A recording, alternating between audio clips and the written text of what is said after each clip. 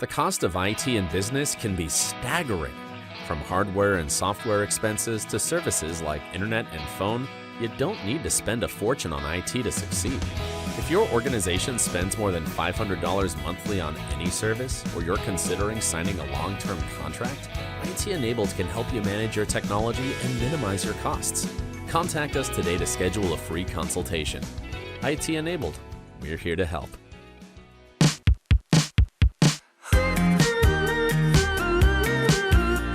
Hi, I'm Tara Watson-Watkins, President and CEO of the Lufkin Angelina County Chamber of Commerce. Welcome to the Connect podcast, connecting business to the community. I'm here today with my co-host, Blake Pollino with BP Media Group. Welcome back to the show. We're so excited to have you back again listening or watching this week. This week we have a super exciting episode. We sit down with Patrick Stacey of KTRE and KLTV to talk about the news and how media has changed and how people are gathering their news and getting their information these days and everything that's on the horizon for the future and the struggles of misinformation and news and really interesting stuff. So let's get into that episode now. So I'm at KTRE TV and Channel 9. But originally from Dallas, grew up in Dallas. My parents moved there from way back when, from the Northeast. And so I grew up there, but went to school at Stephen F. Austin, graduated back in the late 80s, mid 80s, and started working right out of college. And so KLTV and KTRE are co-owned, and so we've got stations that cover, well, KTRE is in Lufkin and Nacogdoches, KLTV in the Tyler Longview area, so it's a big portion of the Lone Star State. Been there for 37 years now. I've worn a bunch of different hats. Started on the technical side and learned that part of the business, moved into research and advertising sales, working with business owners and talking with them about marketing messages. And then got into station management and general manager now for a while. So KTRE is getting ready to celebrate a huge milestone. Yep, Yeah. 70 years. That's and, fantastic you in know, 2025. We're excited about that, so we'll start planning it as we get into next year and just kind of see what's on the horizon.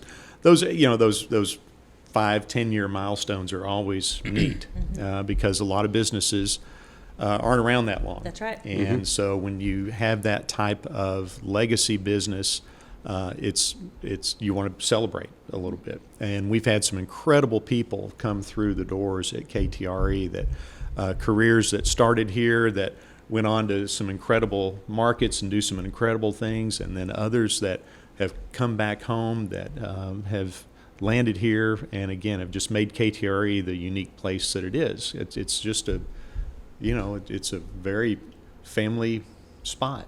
Yeah.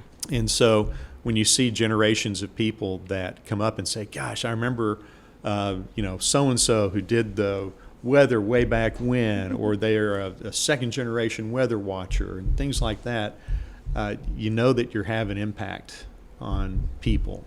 Right. And it's neat to have advertising revenue and all that. But this is about telling the story about people. And when people can rally around an entity, and there are great businesses out there, but when you connect with people, it's a special time. So 70 years is awesome. a neat milestone. So you're going to have a big celebration? Yeah, well, and it's one of those things that you want to draw something out. So you'll probably see some marketing starting early in the year. Good. I think the official date's in August. Yeah. So we've got a lot of runway there Nice. to celebrate. And so you break out some marketing materials, but then you also go back into the archives. That's right. And, Yeah, that's fun. no TV station. I get, some of them in Dallas or Houston probably recorded a bunch of stuff that was on film from back in the 50s. And we have a little bit of that, and you have some snapshots here and there.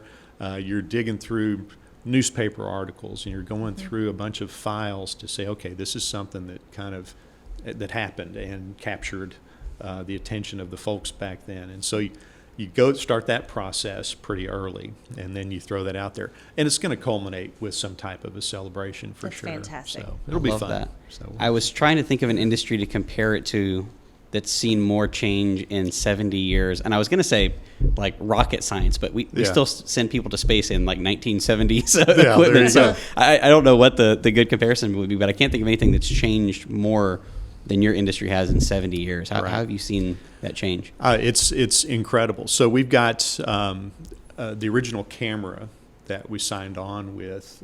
It's in kind of a museum Oh, wow. setting. That's awesome. And that camera lasted 20 years. Yeah. So 50s into the 70s. And They we don't were- make them like that anymore. No, that's it. They So don't. there's no piece of equipment That's right. that lasts that long now. So now we have these cameras, these DSLR cameras and these smaller ones, and even cell phones that take incredible 4K video, whatever that is. Well, if they last a couple of years, we're good, and then we don't repair them anymore. We throw them away. And so I'll just say, just in the 30 plus years that I've been involved in the industry, the amount of change has been incredible.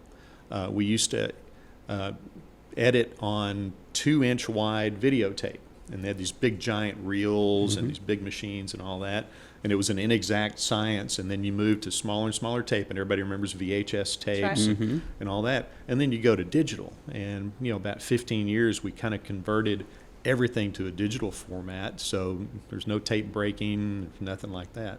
So there's been a constant evolution, and it seems like it's about every 4 or 5 years there's something that breaks the mold of, okay, this is how we're doing it now, and you migrate to that.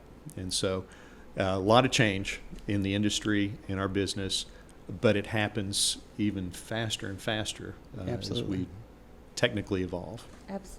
As people watch morning, noon, evening, it looks very easy. Yep. And I know that it's supposed to look easy. But what are things that go on behind the scenes sometimes that aren't so easy? It is. It's a crazy deal. When you think about local TV, you think about your local newscast. I mean, that kind of is the personality of the TV station, and the stuff that happens behind the scenes. If you saw the movie Broadcast News back in the 80s, it's an adventuresome deal. The recipe for local news changes every day. I tell people, you probably don't want to see how the sausage is made. Probably so. And the recipe is different Right, every right. day. So most of the time, technically, things go off pretty smoothly. But if there's breaking news, we have to have the ability, and we have to have people that are able on the fly to make a decision to say, yes, this is something that we've got to interrupt what we had planned and go with it. The wildfires that we've seen this summer have created some breaking news events, and we've got to be able and nimble to make snap decisions. And then if everything works right, we get a live shot out. And then if Right. it doesn't, then we don't. Yeah. But you have the calmest people are the ones that are in front of the camera. Right. And oftentimes they're listening in their ear while they're talking and saying something different than's being spoken through the IFB into their ear. So it's an adventure. There's always some moving pieces. I tell people no two newscasts are alike, even though they may look similar. But when everything works, it's a good thing. One of the things that we've migrated to, just behind the scenes, we used to have camera people behind every camera. Right. And we'd have 2 or 3 studio cameras, and there'd be somebody, moving these big things around. Now we have one camera operator that's working multiple cameras with a keyboard with a joystick. And so That's changed a lot. it is, yeah. It has, yeah. Our news anchors, you'll see them occasionally holding something in their hand. Well, they're running their own teleprompter. And so they manage the speed of it and all that. So there's typically no one else in the studio except those that you see on camera. When there used to be floor directors and camera people, teleprompter operators all in the studio. And those cameras were huge. Oh yeah, they were monstrous. Yeah. And move around, and you'd have room for 3 of them. Well, we've got sometimes 6, 7, 8 cameras on a newscast.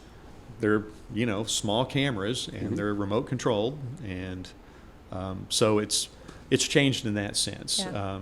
Mostly for the better. Yeah, you see it in the field too, where they're able to you don't have to have a cameraman or woman with you. You can set a camera up on a tripod. The technology is so good now; it can track you and focus, and it's really changed the game. Absolutely. A lot of our digital products that we do, all of our we call our reporters MMJs now, multimedia journalists, Sure, right? that's what they are. Yeah. Because it's on air and it's digital, and they've got cell phones and they know how to use them.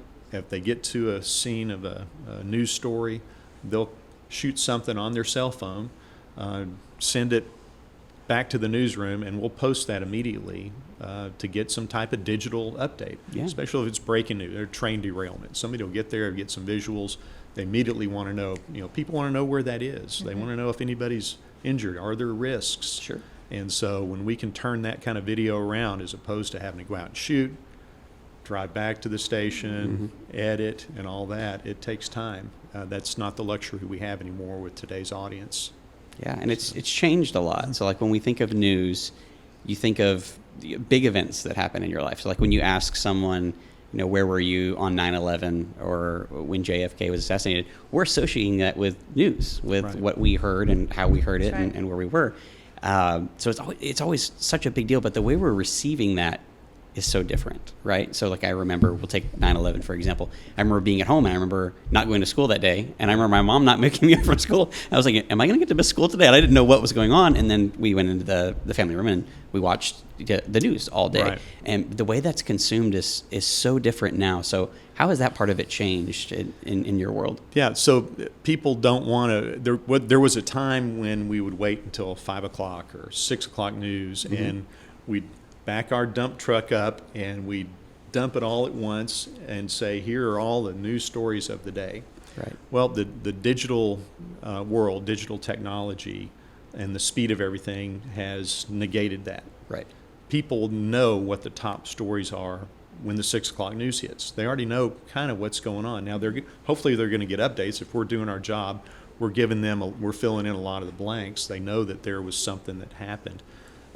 So it's the immediacy that is a requirement in today's world. And that's the challenge for the legacy media out there. And media are challenged with that. We cannot wait for a specific deadline that we set, thinking that's going to be, okay, this is a time everybody's going to huddle around the TV or whatever, however they're going to watch and do that. There's got to be value in that, and there still is, and we have a tremendous audience for that. But people want to know that during the day. And oftentimes when we can give them just a headline to say, okay, X has happened. I hate to make these all negative. A school bus wreck, no injuries, but here's what's happened. This is what we know right now. Sure. And then we get somebody on the scene, we talk to some officials, and we update that at some other point.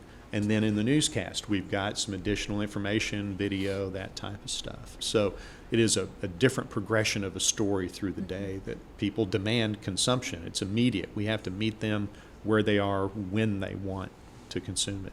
So we know that digital is great, but we also know it has its own weaknesses and threats. Let's talk about those. Yeah, that's when we say threats, that is the challenge out there, especially, and we were talking just briefly with AI on what AI can deliver, and we're still learning that as a culture and as a world. Yeah, it should. It should. And we're about to enter a political season, and there's going to be, if you want somebody to say something that aligns with whatever belief you have, you're going to be able to find that online somewhere. Yeah.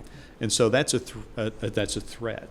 And then people send information to us, and it could be weather video, something as simple as weather video that says, here's a tornado that happened, right off of Chestnut Street in Lufkin. And sometimes we have little or no way to corroborate that. Oh, wow. Because people can make timestamps up, they can put in a tornado that looks like it's right outside, and it can be manipulative. Goodness. And so we've got to find, the media cannot react, and I see this mistake regularly, and thankfully our local media are really pretty good about this. It's ready, aim, fire. We make sure that we've got good information, because that's going to grow as far as misinformation that's out there, and some of it's going to be very compelling. And people get frustrated. Well, I heard there was X that happened, and KTRE didn't cover it. Well, we couldn't corroborate it. Right. And if it's on Facebook, it doesn't mean that it happened. Doesn't mean it's true. It doesn't. It really doesn't. Yeah. Again, if you want an argument that the sky is green, You can find it, and then can. you're going to get peppered with that information that's going to support that through social media. That's Yeah. the way those algorithms work. Right. And we, as responsible people, licensed journalists, we've got to make sure that that is accurate before we publish it. I love that there's a dedication to that. I know a lot of people get up in arms over the misinformation that happens. We see it, being a media company, seeing the technology that's out there, it's scary. Yeah. I mean, we can make anything that we want to look as real as we want to, and someone has to hold these things to a standard of accountability, and I'm glad that somebody is, because it's scary what's out there. It is a continually steep climb, Mm-hmm. and to do that. And so our company has got AI policies. We're all of our news content is going to have a human origin on it. Sure. You can't use a smartphone with using some amount of AI and some yeah. intuitive stuff that are on there. Autofill even is AI. But we've got standards as a company and as an industry that we have to maintain. And AI is going to make things so much easier if we let it, but there's got to be some guardrails that we have. Yeah. Absolutely. Go ahead. No, go ahead.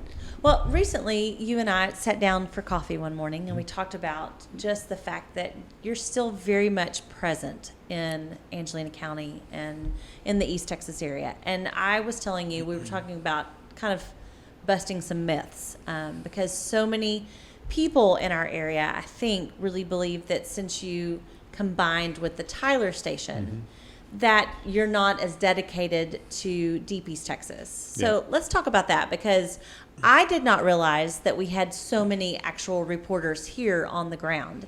And I think that probably a lot of businesses probably have the same thought process that we've had. Absolutely. Even at the chamber. Yeah. And since we've had that talk, like a whole new world of possibilities have opened for the chamber and KTRE. And so I would love to help debunk that myth on the podcast and let other businesses know kind of what you told us that morning and how you are still present and how much you can help our local businesses. Yeah, that's I get contacted all the time, and it is a common, I say somewhat common. We're able to debunk some of it, and there are some things that have migrated to other parts of our property. And when we say that, we originate our anchor desks from Tyler, and we do that.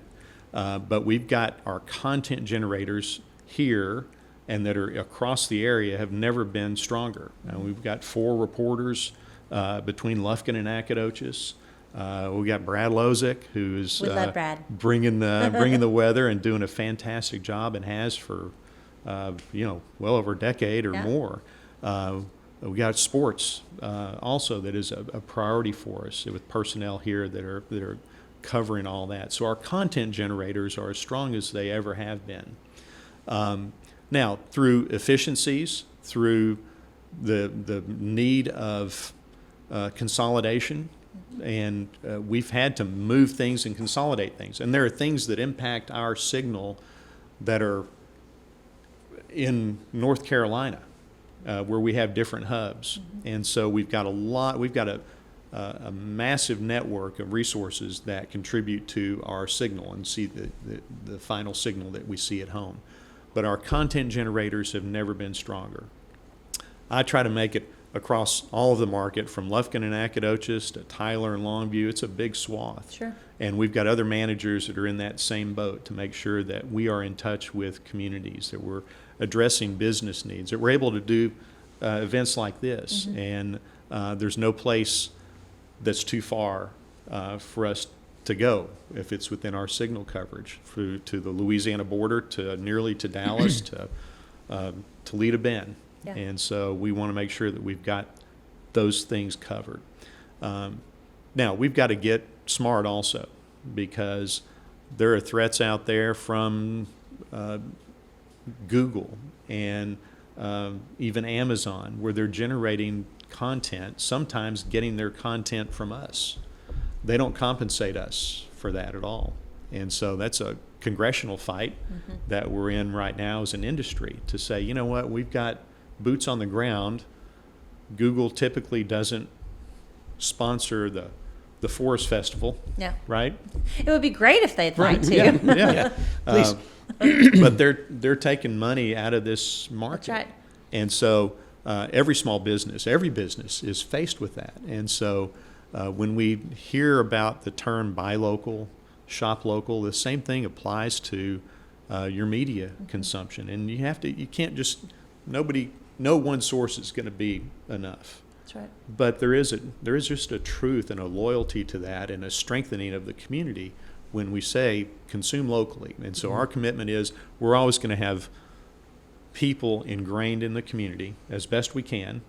Our overall staff is still good size, but we have consolidated. And automation has helped us on that. Technology has helped us on that. But our content generators, those folks that are out in the community every day, are as strong as ever. Great. So I love that. I'd love to talk about the business aspect of that as well. So we are chock full of small business here in Angelina County. There's an entrepreneurial spirit in the water. We really haven't figured out exactly what it is, but there are businesses that have needs, and those needs are to market themselves. Yeah. How can they work with you to do that?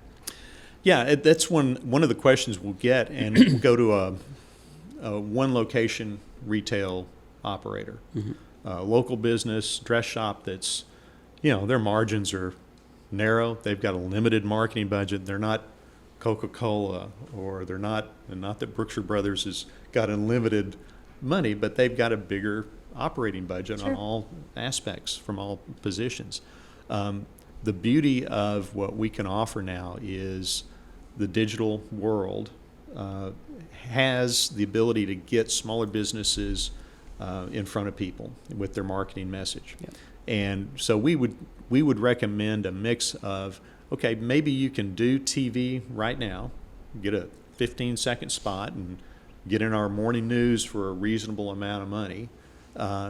Or we can also pepper our digital platforms and oftentimes do that a little bit more targeted and a little bit more cost efficient at times to establish a foothold, to say, okay, we're going to build some momentum here with the marketing message on those areas. So it takes a little bit of discovery to say, here's what we can do. And sometimes it's targeting on social media. Other times it's something like pre-roll on our core website or a weather app or something like that.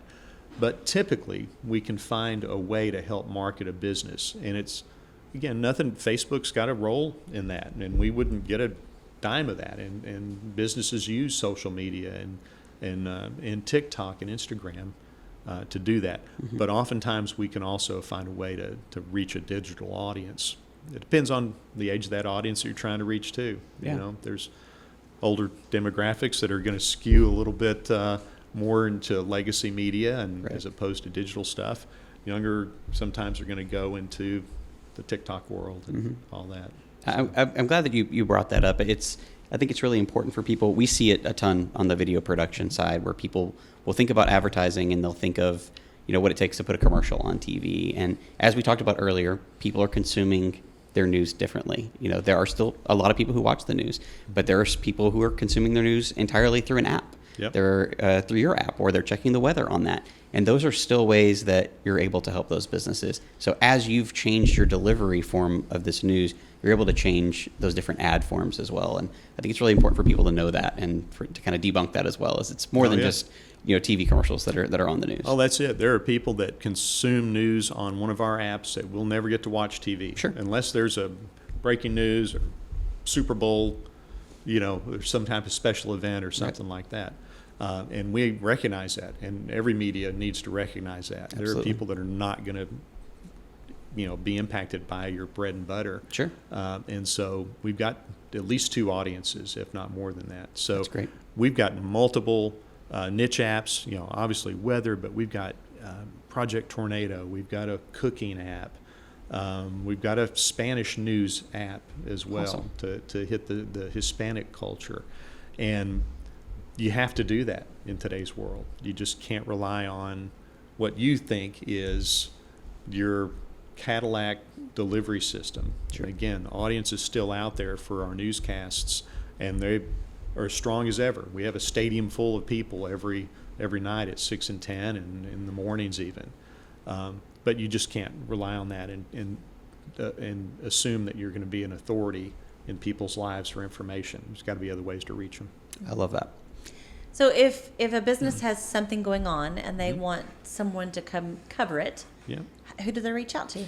Well, I'll give a general email is probably the best way to do it. Now, Okay. we take snail mail. We probably don't have fax machines anymore. But you can email news@ktre.com. And that'll usually, I think those will come to me, but if not, you can copy me on it. And it's pstacey@ktre.com, pstacey@ktre.com, or news@ktre.com. That gets it on the radar. Sure. And we have news managers that review that. We have our reporters that review that. And we don't plan the news. We may set some stuff up for the next day, but breaking news changes all that up. Right. There's we've got the again, Forest Festival coming up or whatever event, but if there's a wildfire, then that's going to go. So I never say we're going to guarantee news coverage. We don't guarantee news coverage for our largest advertisers. Sure. We have those worlds completely separate. Mm-hmm. And so the smallest of Comic-Cons has as good a chance as getting coverage as the largest advertiser in the market, because every day we've got to evaluate the value to the audience of whatever that information is. Mm-hmm. And so news@ktre.com, probably the best way to get the ball started. Nice. Rolling on that. And, we can always do a better job. We always miss stuff, but our structure right now is that our MMJs, our reporters, are covering multiple stories. It's not just one package, 2 packages a day, news stories a day, where they're lugging equipment around and they get back and edit. They are covering stuff that may only get 10 seconds of video. And then they have larger stories that they spend a little bit more time on.